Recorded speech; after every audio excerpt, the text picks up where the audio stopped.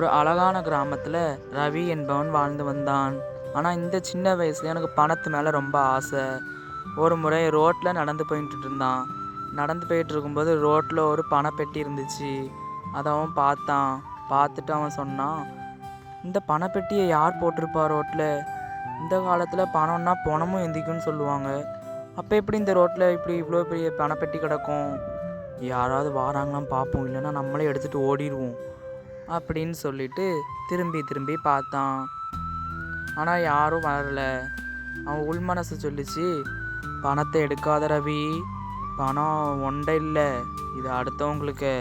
அடுத்தவங்க பணத்தை எடுத்தால் அந்த பாவம் ஒன்றை சும்மா விடாதுன்னு சொன்னான். உடனே அதுக்கு அவனோட இன்னொரு மனசு சொல்லிச்சு, அந்த பணத்தை எடுத்துட்டு ரவின்னு சொல்லிச்சு. ஆனால் அவங்க 2 பேர் சொன்னதையும் கேட்கல. பணத்தை எடுத்து போலீஸ்கிட்ட கொடுக்கலான்னு முயற்சி செஞ்சான். ஆனால் அந்த பணத்தை எடுத்து கீழே பிரித்து பார்க்கலான்னு பார்த்தான். பார்த்தப்போ உள்ள ஒரு ஐடிஎம் கார்டு மாதிரி இருந்துச்சு. அந்த ஐடிஎம் கார்டில் என்ன எழுதிருந்துச்சுன்னா, அதில் ராமசாமிங்கிறவங்க பேரும் அவங்க ஒரு மேல் என்பதும் அவங்க 1975 பிறந்திருக்காங்க. உடனே இவன் அதை பார்த்துட்டு இந்த பணத்தை கொண்டு அவங்க அட்ரஸில் கொண்டு கொடுத்துடலான்ட்டு முயற்சி செஞ்சான். உடனே அப்படியே அந்த அட்ரஸை பார்த்து பார்த்து போக ஆரம்பித்தான். அப்படியே ஒரு கிராமத்துக்கிட்ட வந்தான்.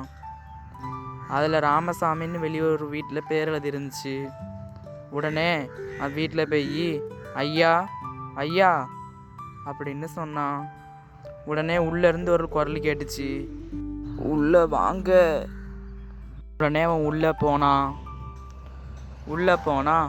ஒரு வயசான தாத்தா ஒரு ஏழ்மை வீட்டில் கட்டிலில் உட்காந்துருந்தாங்க. உடனே ரவி கேட்டான், தாத்தா, இந்த பணப்பெட்டி உங்களுக்கையா? ரோட்டில் இப்படி அசால்ட்டாக விட்டுட்டு போயிருக்கீங்களே. நானாருக்கு போய் தந்துட்டேன், வேற யாராவது இருந்தாங்கன்னா பணத்தை கொண்டு போயிட்டுருவாங்க அப்படின்னு சொன்னான். உடனே அதுக்கு தாத்தா சொன்னாங்க, இல்லையா பேராண்டி, அந்த பணம் எந்து தான். ஆனால் கொஞ்சம் எனக்கு நடக்க முடியாததால் அந்த பணப்பெட்டியை ஒரு இடத்துல வச்சுருந்தேன். அதுக்கப்புறம் மறந்து அப்படியே வந்துட்டேன். அதனால் பணப்பெட்டியை எடுக்க முடியல. இவ்வளோ தூரம் வந்து கொடுத்ததுக்கு உனக்கு ரொம்ப நன்றியா அப்படின்னு சொன்னார். அதுக்கு ரவி சொன்னான், இருக்கட்டும் தாத்தா, இந்தாங்க உங்கள் பணம் அப்படின்னு சொன்னான். அதுக்கு அந்த தாத்தா சொன்னார், ஐயா பேராண்டி, இந்த காலத்துலேயும் நல்ல மனுஷங்க இருக்காங்கங்கும் போது எனக்கு ரொம்ப சந்தோஷமாக இருக்கியா. எனக்கு அந்த பணம் வேண்டாம் ஐயா, நீயே வச்சுக்கோ. இந்த நல்ல மனசுக்கு அந்த பணத்தை வச்சு நீ நல்லா என்ஜாய் பண்ணியா அப்படின்னு அந்த தாத்தா சொன்னார். உடனே அதுக்கு ரவி சொன்னான், தாத்தா உண்மைக்கும் எனக்காது அப்படின்னு சொல்லி டான்ஸ் ஆட ஆரம்பித்தான். இந்த கதை என்ன சொல்லுதுன்னா, நேர்மை அவங்களுக்கு பெரிய பரிசாக கிடைக்கும்.